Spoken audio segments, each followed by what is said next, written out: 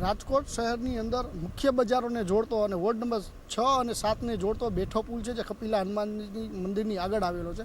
ત્યાં હજારો લોકોનું અવન જવન થઈ રહ્યું છે વાહન જે બેઠા પુલ નીચેથી. આપણે જોઈ છીએ કે રામનાથપરાનો એક પુલ છે, એક પુલ ચંપકલાલ વોરા પુલ છે, એની વચ્ચે બેઠો પુલ જે આવેલો છે.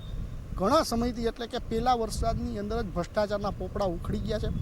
જ્યારે બે વર્ષ પહેલાં જ્યારે આ પુલ તૂટ્યો હતો ત્યારે અનેકવાર રજૂઆત કરવા છતાં પણ આ કોર્પોરેશનના નિર્ભર તંત્રના કાને અવાજ નહોતો પહોંચ્યો. ત્યારે નદીમાં બેસીને ધરણા કરવા પડ્યા હતા. આજે એ જ પરિસ્થિતિ ઊભી રહી છે. છેલ્લા 6 મહિનાથી આ પુલ બંધ છે.